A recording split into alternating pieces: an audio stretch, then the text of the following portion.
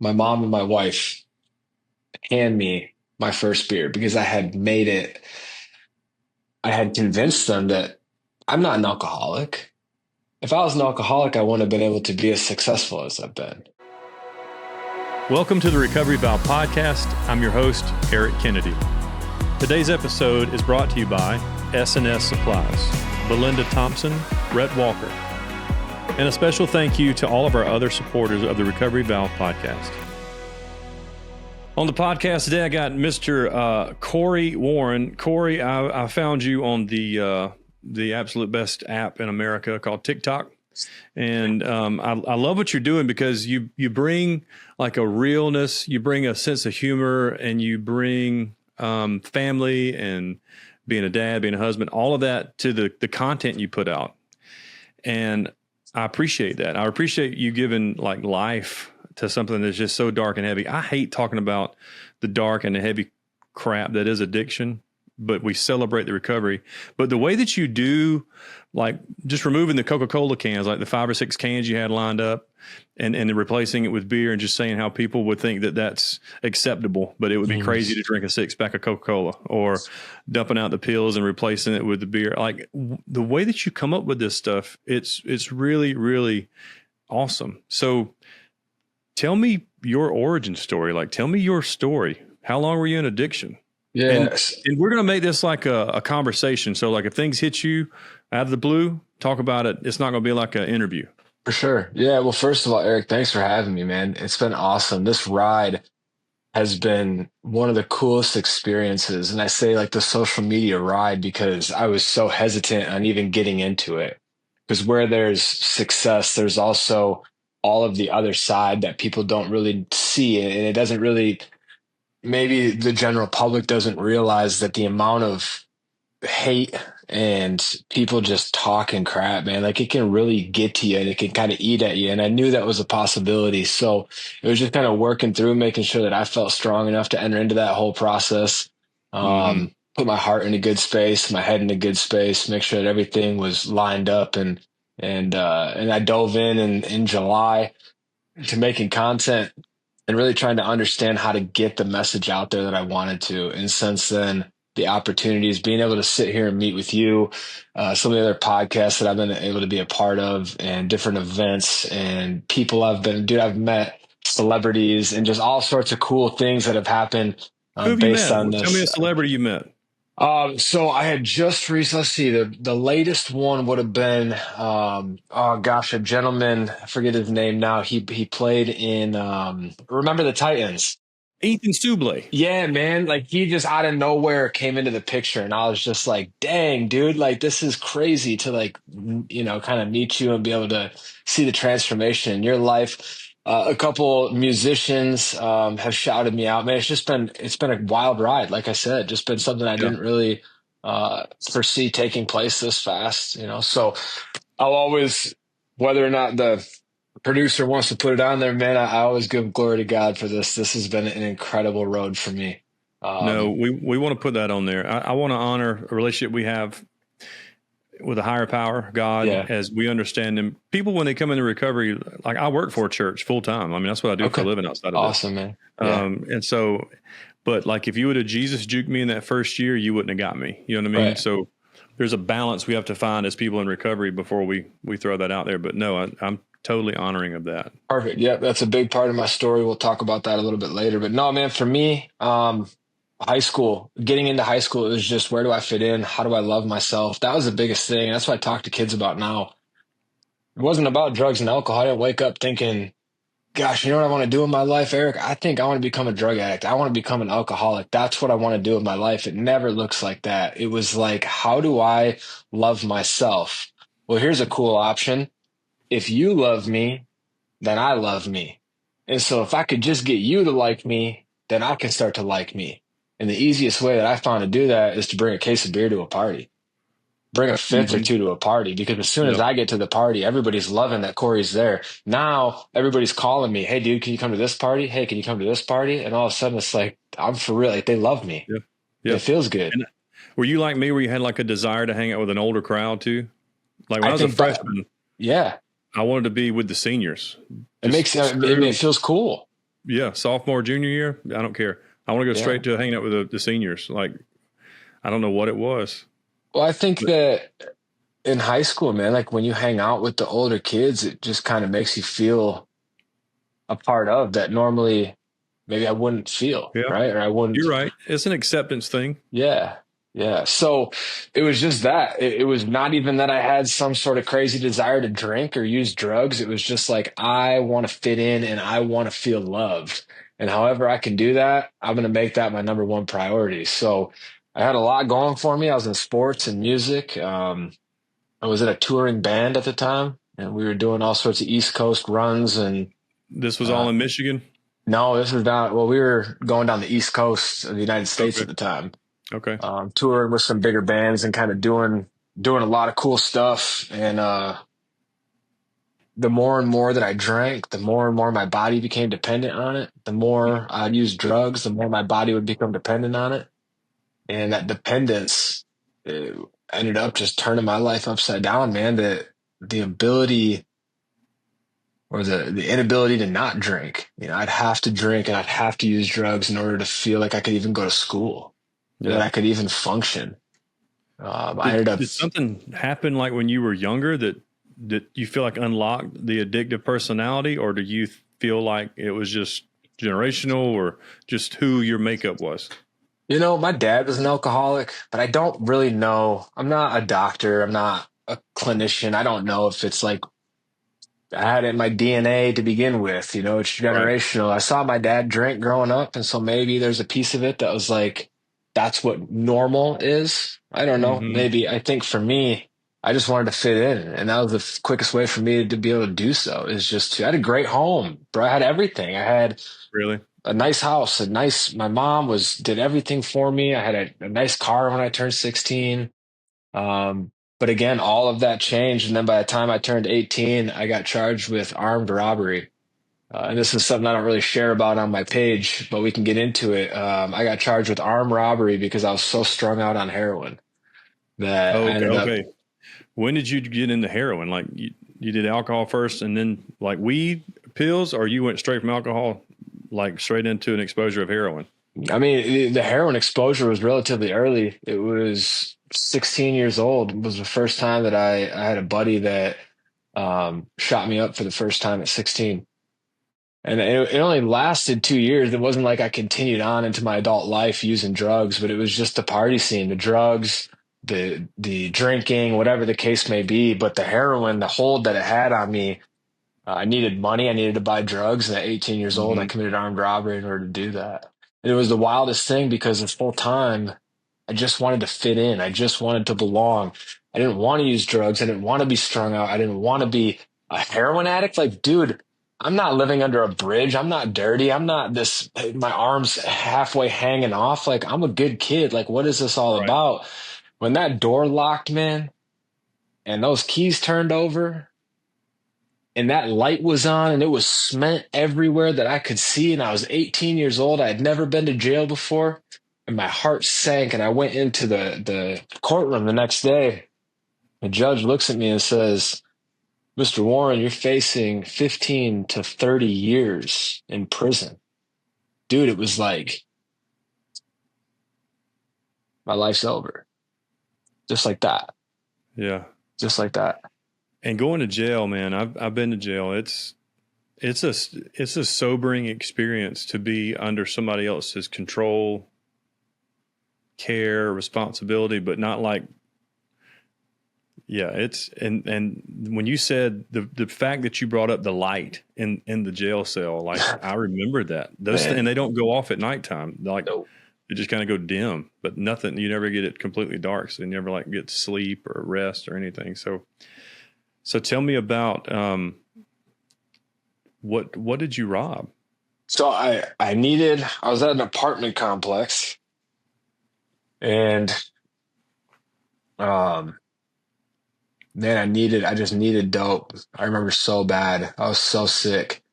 And there was a coffee shop across the street. And I didn't have a gun.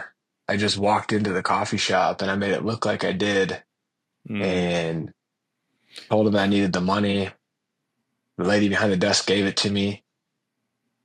It was like $80. It was like 70 or No. $80. And I remember sitting in jail, the newspaper came out and they had called me the polite bandit in the newspaper. When you And tell the story, Corey, I'm not trying to laugh at you, yeah, but I no, think of that laugh. movie Tammy where she's got the fake gun in the brown bag.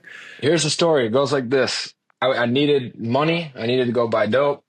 I had this brilliant idea. I was going to go rob this place, and I walked into the door. I didn't have a gun on me, and I made it look like I did. Asked her for all the money. I was probably so scared. I don't remember any of this, like, Yeah. consciously. Yeah. I didn't have a mask. I didn't have nothing, dude. I have tattoos all over. It's not like I'm hard to ID. I Right. didn't, Right. looking back, maybe it was a cry for help, but I just walked in there like normal, like, hey, I need all your money. Um, and I ended up leaving out of there. I ran across the street back to the apartments, and I remember it was lit up, cop cars everywhere. And I jumped in the back of a pickup truck, and I didn't know God, but I just started praying those foxhole prayers. God, if you could just get me out of this, I'll never do it again.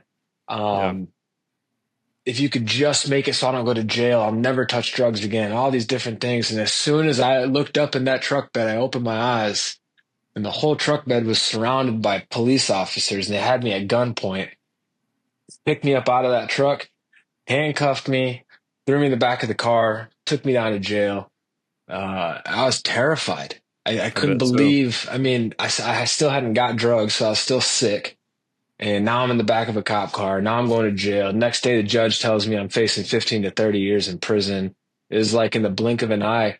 I just wanted to fit in. I just Yeah. wanted to belong somewhere. I just wanted somebody to love me. And here I am in the back of the police car. I tell students all the time, man, this isn't about drugs and alcohol. We're not talking about drugs and alcohol right now. Yeah. That is the after effect of what we're talking about. We're talking about my inability to love myself. My That's really good, inability to Corey. love myself to where I need to find my validation from you. Well, when I find my validation from you, that means whatever you're doing, I'm doing. If you're smoking weed, I'm smoking weed. If you're taking pills, I'm taking pills. Heroin, heroin, alcohol, alcohol. Because whatever you need me to do in order to love me, I'm going to do that. The end result is sitting in a jail cell. Corey, would you say that being in the bed of that truck, was that like rock bottom? No, That wasn't rock bottom yet? no, because I guess it could have been, but I got out year and 2 years later or whatever. So you stayed in jail for 2 years because of that. Almost. It was a little bit over a year. I went to rehab on the back end of that. Had a pretty lengthy probation, 5, 7 years probation, something crazy. But as soon as so that was my drug addiction right there. And then as soon as I got out, I started doing the same thing with alcohol. Hmm. The only difference was this. My mom didn't care that I was drinking because at least I wasn't using heroin. My probation officer didn't care that I was drinking because at least I wasn't using heroin. Everybody thought I was doing really good because at least I wasn't using heroin. So what I found is the exact same. And people really get pissed off when I tell them heroin, alcohol, there's no difference in my book. It's the same Right. substance. One's just a Right. lot cheaper and socially acceptable. In Yep. fact, I'm even going to argue that the feeling is relatively similar. The high that you experience from heroin to alcohol, it's doing the same thing to your brain at a much higher capacity, obviously with heroin, but it's not like it's too different. Yeah. I just I found never legal tried heroin. I got heavy into cocaine and crack. I know, and I bet I would have been just like you. If it was in front of me, I would have tried it, but I never hung out where I was at. It was like way out in the country and like small town. But heroin it didn't make its way there yet, but I probably would have tried it. Now, I don't know if I could have done the needle, but I've seen people where you can smoke heroin. Like I've seen it on TV shows or things like that where you put on the tin foil and stuff like that. Man, I probably would have tried that. I know I would have tried it. Yeah. But I went all out. So like if I was going to do it, I was going to do it. I drank to get drunk and I used to get high because I'm chasing that first high that I ever had, and you'll never get it again. Mm-hmm. I was definitely afraid of needles. I hated them. You couldn't get me to the doctor to take a shot. It wasn't gonna Man, I had to go happen. to the doctor. I had to go to the doctor yesterday and give blood for just a checkup. And I'm like, Oh, man, please get this over with. but when I felt it, Boom. it was gone. There was no fear of needles anymore. Yeah. How long does the high? How long does the high of heroin stay around? Like when you do a needle shot of heroin, I mean, is it lasting as long as a drunk, or is it lasting as long as a No. I don't like think a it. couple No. hours? Gosh, it's hard. I'm 30. What am I? 34, 35. I'm one of the two now. I'm either 34 or 35 now. What year were you born? 89, so Yeah, 35. There you 35. go. Let's just go with 34. Makes me feel better. Anyway, when I used heroin, it was heroin. Yeah. It wasn't what it is now. So you didn't overdose. You didn't fall out. You didn't die. It just wasn't a thing. You didn't see people dying like that. It was actually the drug. Now you're not getting heroin. Now I own a rehab now, and we got clients that are dying left and right, and that's because they're shooting fentanyl. It's because they're not using heroin, and we got to face that whole problem now. So it's just not the same. Back then it was pure, at least much more pure than it is now, and you'd last a few hours till you'd start coming down and you'd have to go get more. But it was so, like I said, it was so short lived. It was like I started at 16, got bad at 17, stopped when I was 18, got out when I was 20, drank until I was 21. By the time I turned 21, I was drinking 2/5 of vodka every day. I figured drugs were the problem. As long as I didn't do drugs, I was fine. So I drank, and then drinking, I became physically dependent on that. I'd wake up, drink till I blacked out, wake up again, drink till I black out, and that was every single day. So that was whenever when you I were was 21. When you were drinking, you never got that enough liquid courage to want to go out and use a hard drug again? No, I never wanted to. I didn't want to use heroin in the first place. Yeah. I didn't want to until I was hooked on it. Yeah. Yeah, I was like that with cocaine or pills or crack or whatever. Like I didn't want to, but at the end of it, I had to because I had to have it. But after I had enough liquid courage in me, I was open for whatever, whatever. So you said you own a recovery center. So, and you also said did you quit drinking when you were 21? How long have you been sober? I got sober when I was 22. So 22, you're 35. Okay. 13 years. Yeah. That's fantastic. No, that's not, I mean, we could, if you want, we could talk about it. There's a 2-week period in that 13 years. That's a pretty interesting story, but yeah, let's talk about it. So yeah, I got sober. Drinking took me out. I thought I was going to die. My kidneys, my liver, everything was shutting down. Doctor told me my liver enzymes were like 10 times the limit. So I knew it was pretty much time to stop. So I went to rehab. I got out and I stayed sober and I was doing my thing. I was kind of going to meetings and just staying out of the way. It was not really a whole lot. There wasn't a lot of joy. It was just kind of dull. It was just, I was going to meetings because I didn't want to go back to drinking. I didn't want to die. So I'd go to these meetings and I'd have a bunch of old guys that'd be like, trying to tell me what to do, and I didn't really vibe with it. I didn't like it, but I didn't know what the alternative was, so I just kind of stuck it out. And then through sticking it out, it's interesting. The first time I went, I had a group of guys that said, "You want to go bowling?" They were in the AA group, and they said, "You want to go bowling, Corey?" And I was like, "I don't even like to bowl when I'm drunk, let alone bowl when I'm sober." Yeah. But I didn't want to die, so I was like, "All right, I'll go bowling with you guys." And it was wild because I actually enjoyed it. I enjoyed their company. It was the first time I laughed in sobriety. It was like a year and a half in. First time I had laughed. It was like, wow, maybe there is something to this. And so I just held on tight. A couple years later, things were rocking. Went to my mom and I said, I want to open up this recovery housing program. The quick backstory is I had 4 guys living in my apartment because they didn't know where to go. I didn't want them to go back to their old hood, whatever. So I just kind of was like, come crash with me and we'll figure it out. Enough was enough. My girlfriend at the time was like, you got to get these guys out of here. It's starting to smell bad in here and they're peeing all over the toilet and all that kind of stuff. So I opened up a house, put them in the house. Bunch of people heard about it. They started coming to me. Do you have more beds? Do you have more beds? So I opened up 3 more houses, filled those within 3 months. Um, we just grew out of control. We were Michigan's first Medicaid-funded recovery housing program. So Really? Medicaid insurance had never touched recovery housing. It wasn't a thing. How'd you get them to do that? Proved it. We proved the success.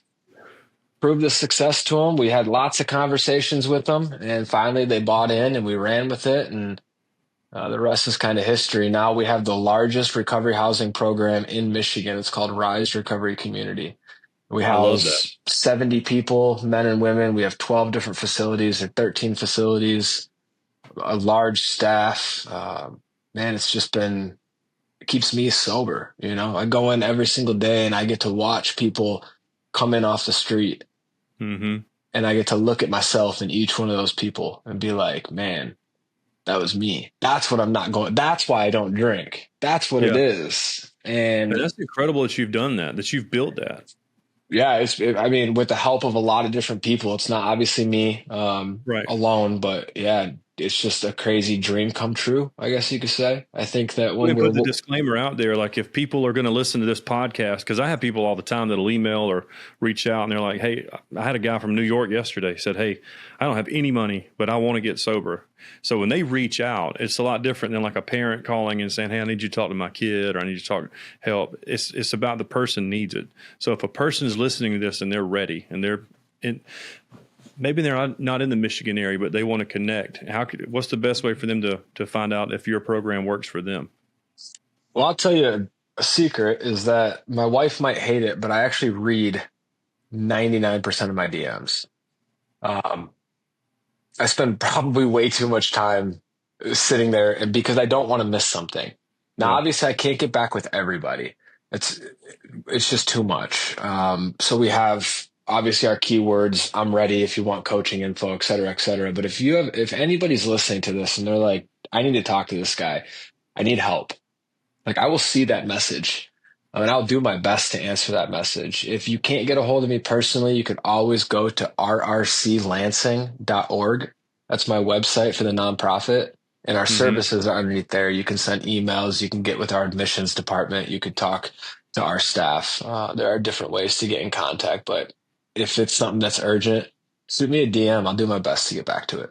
Do you like it when people in Michigan come to you, or do you think it's more beneficial when people that aren't from that area? Like when I went to treatment, I went to Florida, and in my mind, they were telling me, you need to get away from, like I couldn't just walk out of the gate and know where I'm at or have somebody come pick me up. So are your residents, are they from that area? If they're funded, they have to be.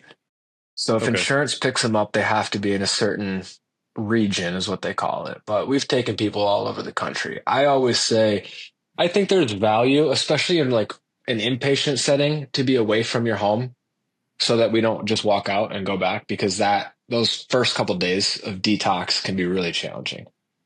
Recovery housing for Rise, in that style of recovery, you should have already completed some level of inpatient rehab. This is going to be on the back end of inpatient. This is going to be the next step until or before you're kind of doing your own thing. And so what I would say is that if you're still running from if you're going to go back home at some point, you're going to have to experience these triggers at some time. We learn all this stuff in rehab. We have all the tools that we need. Rehab, to me, is not the hard work. The hard work starts when we leave rehab. Now it's like, I've just learned all this stuff and now I have to apply it.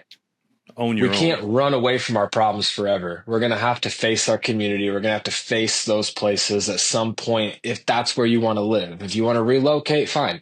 I've seen people do that. But if you're going to go back there, for me personally, I think that we should use the tools, dive in, and just start figuring out how to get it done. That's all we can do is provide tools, right, Corey? That's it, man. So I ended up about 9 years in or so, we were really becoming successful. I opened up a couple other businesses that were also being very successful. So I was making a lot of money at this time. And um, I had become my own God. I had made it at that point. I mean, I had just got married. I bought a nice house. I had kids. I had, dude, from a monetary standpoint, anything that anybody would want. I had boats and trucks and cars and I mean, four wheelers and side by sides and you name it. We had all the toys. We had a lake house. We had everything. And it wasn't just the houses. Like it was just multiple other businesses that I had started. Like I own a tattoo shop right now. I own a salon. I had a landscaping business. I had a construction company. I mean, it wasn't how are you just, managing all that? That's a lot, bro. You're spinning a lot of plates. Now I can see why you got a tattoo shop. Tell me how you do all of it. Man, I don't know. Here's the reason why I ask is because I'm the same way and I don't have that many businesses, but I can't turn my brain off. Maybe it's us because we're in recovery or we were addicts, however you want to look at it. I can't sit still. It's almost like I don't know. It's almost like ADD, maybe. I don't know. I can't stop. I always have something going on. Yeah. I think that it's one of those things where I have to be busy. I have to be doing things. Like you said, I can't be standing still, but also like I spent a whole lot of time. I spend more time training good managers than I do trying to create a successful business. I like that. The more I have to spend my time, it loses its value in a way. Sometimes good leadership is giving away leadership. Yeah, I just have really, really good managers. That's great.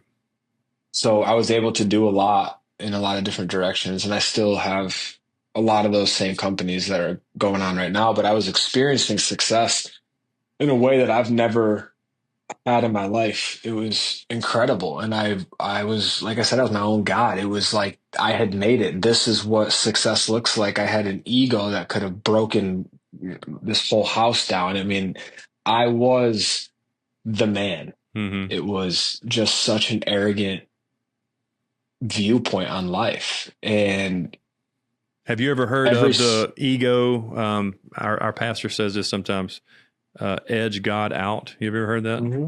Yeah. Oh, God wasn't even, I mean, God was there, but I had not accepted anything to do with God at that point. Yeah. God was, I push and push and push, get out of here. I got this. I can handle this. Look at everything that I have. That's what I'd say to everybody. Look at how successful I am. Mm-hmm. Throughout that time,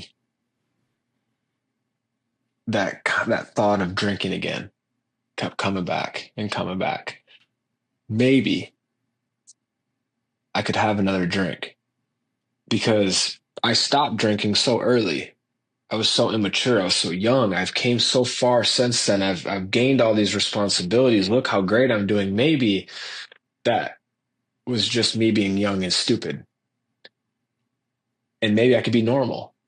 And so I remember I went up north with my mom and my wife, the two people that know me better than anything. And as an alcoholic, I can manipulate the best of them. And I had talked my mom and my wife into buying me my first beer. This is in like 8 years. My mom and my wife hand me my first beer because I had made it. I had convinced them that I'm not an alcoholic. If I was an alcoholic, I wouldn't have been able to be as successful as I've been. If I was an alcoholic, I wouldn't have been able to handle being a father and being a business owner and being all these other things. That was just me being young and stupid. I could handle alcohol now. I just want to be normal. So they gave me a beer. And I cracked that beer open at this bar in the UP in Michigan, 5 hours away from my house. And I drank that first beer and I put it down and I didn't drink again for like a week. And Eric, it was like an alcoholic couldn't do that. An alcoholic can't pick up a drink, put it down and not pick up again for a week. So then another week went by and I drank another beer. And then I put it down and I didn't drink anymore. And I was like, dude, I got this thing licked. I could drink normally. This is great. So then I went out and I had a couple drinks. And then all of a sudden the next day I'd have a couple more drinks. And then I was hungover. And what do I do when I'm hungover? Oh man, I remember how to do this. I'm going to drink again. So I took a shot in the morning, then I went out that night, and now I'm getting blacked out. I wake up in the morning, I'm taking shots to get over my hangovers. And within 2 weeks of picking up that first beer, I'm blacking out every single night. I'm not going to work. My kids have now moved out of my house with my wife. They're all living at my grandparent or at her mom's, their grandparents. I'm stealing from the change jar because my wife's taken all my credit cards, my trucks, all the keys. All the only key I have is to my lawnmower. It's the only keys that they left me. So that's with having everything. Life was perfect. And I remember sitting in my barn, drunk, wondering how in the heck did I get here again? I've So heard I the went to stories of rehab. relapse, and people say it's right there waiting on you, and Man, it's just as bad. I've never heard it that way though, to where, because we are manipulative people. I mean, the fact that you talked your wife and your mom into giving you a celebratory drink yeah. because you had licked it, like you beat it, like that's Well, crazy. I'll be one better. People at my job knew. I was pretty open. I wasn't trying to hide it, Mm-hmm. you know? So this is something that I thought was, gosh, this is great. I could drink normally again. And you And had I the had treatment center too, yeah. Oh yeah. This is 8 years into us being in business. right? Oh yeah. Oh man. Yeah. I got a whole staff of people in recovery Hmm. that all look up to me to lead them. And here I am, blacked out drunk in my house, throwing up all over myself. My kids have moved out. My wife's gone. I'm not doing my job. What happened in the So barn, Corey? I ended up going to rehab. And here's where it gets crazy. My buddy took me there. I didn't want to go because I needed to drink, so I didn't want to go. So he ended up taking me. I walked in, I walked right out the back door. I walked right in, I said, all right, thanks a lot. I'm going to rehab. I walked in, I walked right out the back door, and I was standing on the side of the highway. Now, mind you, I was making six figures. I had, like I said, I got a house, I got cars, I got everything. And I'm standing on the side of a highway in Brighton, Michigan, trying to get a ride to a liquor store. I have no money on me. I'm just trying to get to the liquor store to get a bottle. And this guy picks me up. And he's in this van, and I just hop in. You help me get to the liquor store? He's like, yeah. He's sitting in the truck or in the van with me. And I'm like, I don't have any money, but I'm an alcoholic and I need to drink. I'm going through withdrawals. And he's like, I'll buy you a bottle, but you got to do me a favor. And I was like, what's that? I'll do anything. He goes, just take this book. I grab the book and I look at it, and it's the Bible. Here we And go. I'm like, man, I don't need this, but I'll read it, right? Because I need my bottle. So yeah, okay, sounds good. I'll read your Bible. Just go get me my bottle. So I go get my bottle. Man, it's just wild. So Oh, you got me locked right now. You got to tell me. yeah. So I get a call, or I for somehow, I don't know how it happened. I ended up making a phone call. I woke up the next morning. I hunt about 3 blocks away from my house. There's a big farm, and I hunt this guy's farm, and him and I are good friends. I wouldn't say we're like super close, but close enough where we'll talk when I go out deer hunting or whatever the case may be, and kind of chop it up and talk about life for a second. Well, I wake up and I'm in his guest room. And I look over, I got a bottle next to me. I undo the bottle cap. I go to drink it, and he's standing right there looking at me. And I'm like, how did I just get to the farmer's guest room? This makes no sense to me. So he ended up getting in touch with, for whatever reason, he got in touch with this guy whose van I was in. Maybe I called the farmer when I was in this drunken state, and I was like, hey, can you come pick me up an hour away from where you're at? I don't talk to this guy like this, mind you. Yeah. So he ends up coming, picking me up, driving me back to the farm. I go to sleep. I wake up. He's there. My wife comes there. The police are called again. My whole life is spinning out. Well, the farmer's a Christian and starts talking to me about God. Now, I'd just been handed this Bible. Then, for some reason, I called the farmer out of my whole contact list and everybody I could have called. I called the one guy that I would never normally call, who is a Christian who owns a farm down the street from my house. That's who I decided to call. I don't know how that works. So I call him. He starts talking about God. I said, dude, I'm not in any position to want to talk about God right now. He said, all right, well, just do me a favor. That guy got you a Bible. Read it if you can. So a couple days go by, I go back to rehab. This time I stay. We're going to make a long story shorter now. So I'm sitting in rehab. I'm trying to read this Bible. Thou art, don't. And I'm like, no, not happening. I'm not doing this. Close my Bible down. I get out of rehab. I come back to my house. I'm sitting in the same barn, but now I'm sober. And the same farmer comes over to talk to me to see how I'm doing. Now he brings the pastor with him. And they're all talking about God. And I'm like, guys, I don't really know. Like, sure, like maybe I got to look at this whole God thing. But at this point, I just got out of rehab. I got a lot of things to do. I got to piece my life back together. All right, sounds good, Corey. We'll talk to you later. Now, here's where it gets crazy. I was going to an AA meeting that night. I hop in my truck to go, and I hit my driveway, and I'm heading out, and I turn on the radio station that I always play. It's country music. Turn on country music when it's playing worship. And I wasn't quite sure what was going on. So I turn the station, different station, turn it back to the country music. It's playing worship.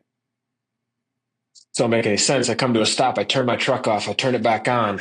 I'm looking at my screen and it says the country music station, but it's playing worship.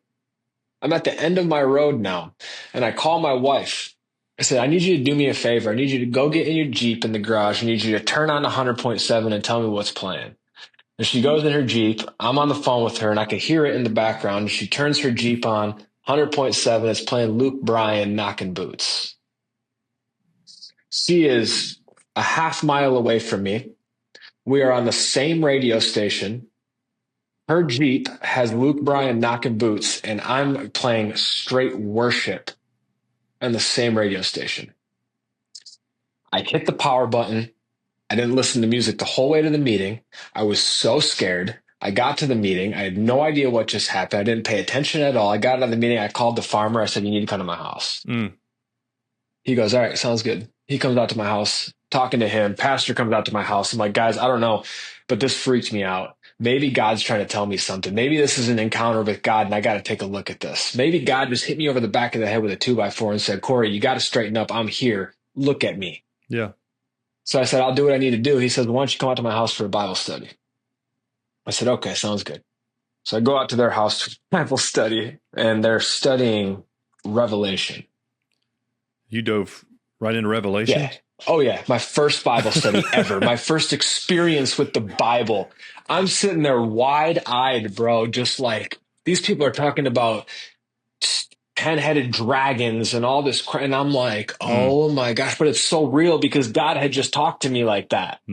Because God had just done that to me. So now this is so real to me that the dragons become real and the end of times become real and everything else is real. And I'm running home to my wife and we're sitting in the hot tub and I'm like, babe, we got to figure this out. We got to figure out this whole thing with God. We got to be saved because this is what's about to happen, because look at what's happening in this book that I'm reading, right? Yeah. That was my first experience, man. It was the most wild, awesome experience in my life. I needed to go through everything that I did for God to touch me like that. Yeah. For God to get into my life, because that's what I was missing, Eric. I had everything, but I was missing everything. No, I totally get it. And when I said that a minute ago, like if you'd have threw me the Jesus curveball or even the God curveball in that first year, I just wasn't ready for it. I was ignorant. Yeah. You know, Yes. I didn't grow up around it. But I had a spiritual experience, you know, and it wasn't like a religious thing. It wasn't that. It was, he was introduced to me in a way that I could understand it. It was broken down, that it was so simple that I just connected right where I was at, how I connected. Because if I was a year in recovery, maybe 2 years in recovery, I was just a 2 year. I was zero. I wasn't even born yet as far as Christian goes. So I've been Mhm. clean now for 14 years, but I'm like a 12-year-old Christian. So I mean, I'm a 12-year-old child. I'm still Mhm. learning. Like I've got a long way to go, you know. Mhm. Um, but I have that relationship, and it's one that I understand, and it's him as my higher power. Um, but I can't wait to see, because I can tell you right now, Corey, when I decided to write that book that you've gotten that we'll talk about Mhm. later, that's all great. I don't care anything about that. It's about what's happened since I started that relationship, since I had that moment, like you're talking about, that spiritual experience, and then having that relationship. I've never had so many doors open, and it's not about money. I've been blessed with all of that. It's about the influence I have on people now, to where they didn't care any. People didn't trust me enough to even ask my opinion on anything, and now people trust me and ask me my opinion. I mean, I'm having a podcast with you. I'm in these different situations where of influence. You know, if any of this would have happened in the first 5 years, it would have failed. You know, so he's been setting me up for all this, and I think and you probably attest, it's the same thing. Like the same things happening for you. Your level of influence. You know, we had a break just a minute ago, but your level of influence and the people that you're reaching, it's not about clicks and likes. I look at that as that's cool, but those are actual people that are listening and looking at what you're doing, and they care about what you've got. They want what you have. And that comes with a level of responsibility that is unattainable by some people. So it takes a certain level of leadership and responsibility that he's given us now. Like, it didn't cost us anything to have this influence. So what are we Right. going to do with this platform? Right. So what have you done since then? Like you said, you're a dad, you're a husband.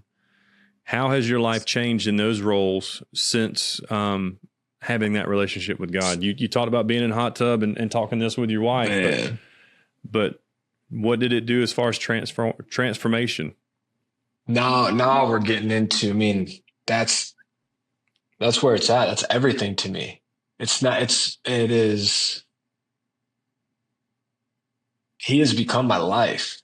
Yep. Everything that I do, everything that I try to do, everything that I try to say, everything that I try to be is all in alignment with who he is. And the opportunities, the church I go to is in my pastor's living room. Bible study I go to is at the farm. I started a Bible study at my house on Sunday nights with a bunch of my friends. I got another Bible study I go to Wednesday nights at in the pastor's basement. Uh, so I don't do, my relationship is not dependent on a building. It's not dependent on the sermon that gets preached that day. It is every single day of every moment trying to focus my attention, my eyes, and everything that I do on Jesus, and being able to try to understand what he would be doing and how he would be acting and what he'd want me to do. And this social media thing is so funny because I was baling hay at the farm thinking about this whole concept. And I knew it was going to come with a lot of followers and a lot of influence. And I wanted to make sure my ego could handle that. I wanted to make sure transparently that this was not the devil setting me up.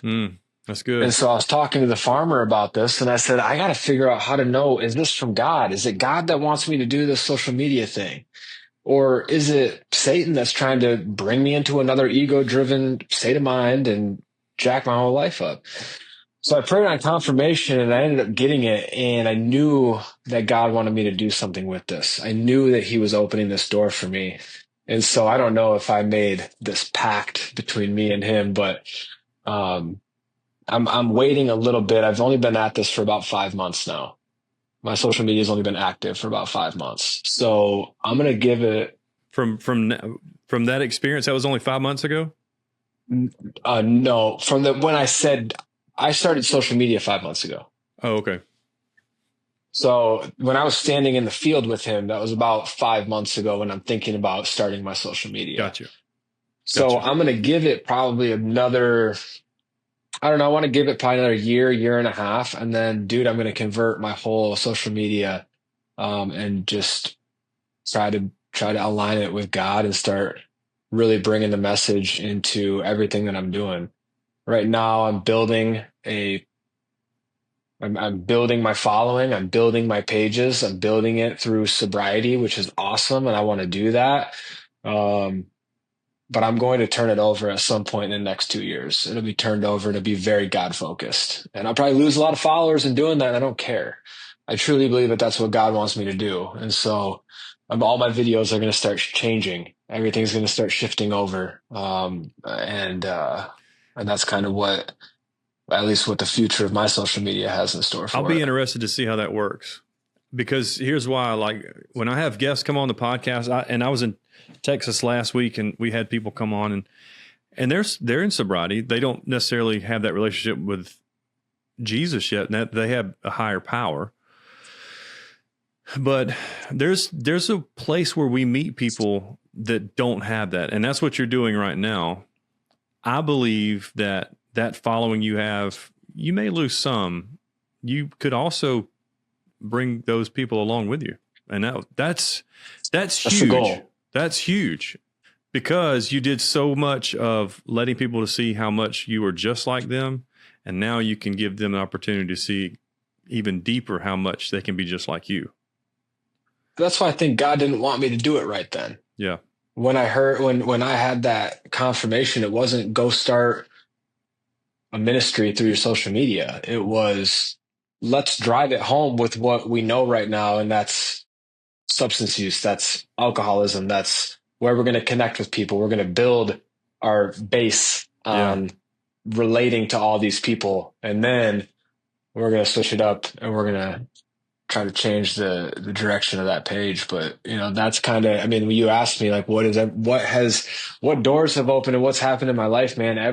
My son was in bed the other night and I come home from a Bible study. He says, Dad, how do I get Jesus in my heart? And how do I hear him when he talks to me? How old is he? My kids are out here in my living room dancing around, listening to worship all day long on their snow day. I mean, that's what he's done in my life. My wife is sending prayers in our group chat. First thing I see in the morning when I open my phone is a prayer that she sent out for somebody who's struggling. That's what God's done in my life. That's not what Corey's done. Yeah. Today, Eric, I don't care about how many trucks I got and how many toys I got and what type of house I have and what type of money. I don't care about the money. Yeah. This life is unreal. It's unreal. That's so much more than the money and the trucks and the toys. It really is. And some people don't get it. I mean, I lose sight of it every once in a while. It's like, oh, I got to get this, or, we got to have this in the house, or I got to get this for the kids so they feel, like there are these other, it's just all that's nothing, because you saw how easy it was to go back out there and not have any of that. Exactly. No toys, no family, no nothing. It was just you. So, man, I commend you on that, bro. I love that story. I really do. I heard something really cool today, and it made a lot of sense to me. And it goes off of kind of how I even got started drinking and using drugs. And it was something to the effect of, I don't want my validation to come from somebody, because that somebody can be removed from my life. I don't want my joy to come from an event that happened in my life, that maybe a promotion at work, because that can also be taken away from me. Yeah. I don't want my peace to come from a situation or a person or a place or something that can be up and removed, or a song that comes on the radio, or a book that I'm reading right now. And this guy finished by saying, I want my peace, I want my joy to come from something that is not of this world, so that the world cannot take it away. That's really good. And that is the difference, man. That is really deep. That's really good. That's the difference, right? That's what changed. That's what happened with my relapse. The joy was coming from the money and this and that, and from, dude, everything worldly. It was everything about this world that was so and man, it just took me down, and it needed to, and God knew what was going on the whole entire time. And even though I didn't have a relationship with him at that point, he did with me. Yeah. And he was watching me the whole time. And I can't wait to just see what he does with you and through you because of, you've been doing this, how long ago did this relationship happen? When did that radio experience happen? 3 years. That was 3 years ago.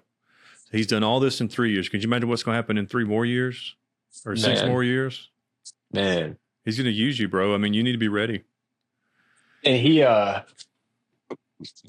our pastor said, and he told me years ago, he said, there's a 10-second rule. You'll hear from God. It's those 10-second thoughts that we have, right? Though I'm driving down the road, gosh, I should go talk to that person. Mm-hmm. But then we say, no, I should. They probably don't even want to hear from me anyway. Mm-hmm. I probably got nothing to say to them. I got no reason to stop. They might mug me anyway, take all my money. So I'm not going to do that. He said, start following those 10-second thoughts. Mm-hmm. When you get that, don't just do it. Yep. I should go talk to that person. All right. I guess I'm pulling my truck over and going to talk to this lady. That dude has been some of the biggest changes that I've seen. Some of the coolest things have happened because I've listened to God when he's talked to me. Yeah, absolutely. It's not an audible voice. It's not, I can't be like, but I know when it's God. It's a nudge. I totally get that. And I think that he's speaking through us because we're broken people. Yeah. Other like Christians, like, pastors and things like that, I think that's like built into them. And that's how they pastor to people. But for us, it'll come through those God nudges. Man, that happens to me all the time. It freaks my wife out sometimes because I have all these different stories that come.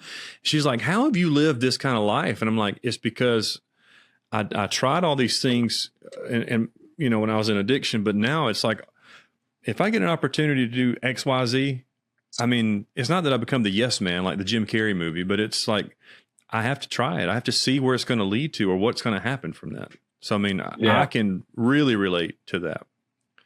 Hey, I wanted to make sure before we close, I want to make sure that we shouted out, your organization and what you're doing and how you're changing lives. I would be honored if anybody that comes through your program, if they're married, if you would consider giving them a copy of the book after you look at it. Marriage After Addiction. It was written, Corey, it was written to your wife. It wasn't written to you because I don't know if you remember, when you got out of treatment, like there's a plan for us, but there wasn't a plan for them. There's Al-Anon or different things like that, but there wasn't like a process or work that we could do together to kind of rebuild a relationship. So if you have any men and women in that co-ed facility that you guys have that are married or thinking about getting married, and they want to know practical tools they can use, and I'd be so honored for you guys to consider incorporating or giving that to them. I'll figure out a way to get you some more, but I'd love for you to give me. Do you have this book on TikTok Shop by chance? I have set it up. Like I said, I'm 45. I don't know what I'm doing, so I need to get somebody to help me figure that out. But I do. It's on Amazon. It's on the website, but I have it set up on TikTok Shop. I need to figure out how to get it out there. I haven't done that step. Well, if you put it on TikTok Shop, the reason I ask is because one of the things I wanted to do with this, I was glancing through it. Like I said, I just got it on Tuesday. So, when I really dive in though, and I can understand it and be able to answer questions about it, I was going to do a live on my TikTok, because I get a ton of spouses and loved ones that ask questions. I probably get more loved ones that ask questions than I even do current alcoholics or people who are in recovery. Yeah. So I was really going to push this. That's one of the things I had on my kind of itinerary to do with you, is to push that through TikTok Live. But one of the things that would make that really successful is if it was on TikTok Live, because then I can tag it right at the bottom. So when I say, hey guys, you got to go check this book out, the link is right here beneath me. All right. They can just go hammer that link. Let me do this. Something to think about. I'm going to have to pay somebody. Maybe I pay you. Maybe I pay you to teach me how to do that, because I have no idea how to do it. And maybe I have done it. I just don't know how to get it published out there. So maybe I'll get with somebody that's young and knows what they're doing. They can show me how to make sure I've got it done right. We can link up and I can help you through that. You do not have to pay me to do that. Anything that I can do for you, man, like to help, this has been an incredible experience to link up with you. So I don't need to get paid to do that. I can just help you. Yeah. Figure that out. In fact, my wife's mom is she's a TikTok Shop guru. So what I probably need to do is just have her, just ask her how to do it, and I'll let you know. Yeah, man, I'd be glad to do that. Corey, I don't want to compare this to the radio, but when I came across your TikTok, I just felt that nudge. I think I even said that, like, I don't know if this is going to go anywhere. I don't even know if it'll make it to your inbox, but I wanted to connect with you because I want people to see different backgrounds. I want people to hear different stories. I want men and women to see successful marriages inside of the relationship people have that are in recovery. I want to see other men be really good dads. Like, so for you to share that story about your son seeking Jesus, there's going to be a dude that hears this, and maybe he didn't have kids yet or anything like that, but he knows that if he gets that relationship one day, just stay sober, all these things that we're talking about, he can experience that same thing. So, man, I just want to say thank you so much for spending some time with me. I appreciate you for your transparency. I'm proud of you for your recovery. And I just want to make sure that you understand how important you are as a person. Like, you are so awesome. And I just want to say thank you for coming on this podcast today. Man, thank you guys so much. This has been such a cool experience, man. I've done a lot of podcasts, and this one, it was just different. Yeah. It was just different. It's, I was driving home today. I had a great morning, and I was driving home, and I got home. I said, "Babe, I don't really know." She's in the kitchen. I said, "I don't really know what this means. I know you got some plans tonight. You're going to get your nails done. You got some stuff going on with your friends, but I really feel like God wants me to talk to somebody tonight."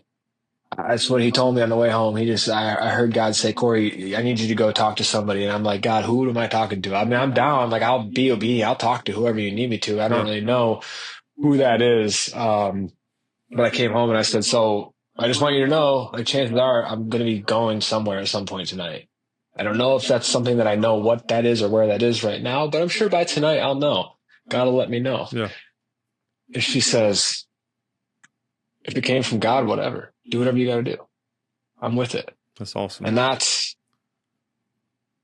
where I'm at today. And see, you've rebuilt you've rebuilt that trust with her. She probably wouldn't have said that years ago. Like, but it's not even about, it's just so, this is not me, man. This is not, I cannot, my TikTok videos, what I've been able to accomplish from what people see, me being an awesome person, like what you just said, like, that is not Corey, dude. That's just, for me personally, what you're doing is we're seeing Jesus through each other. Yeah. And we're seeing that love and that compassion and that energy and that ability to, I mean, that's what it is. And that's what I think we are. We're a light in this world. And that's what people need to see when they're like, "Hey, dude, like, what is the deal? How come you're so positive all the time? And look at what you've been able to do. I can give the glory to who it needs to go to." Yeah.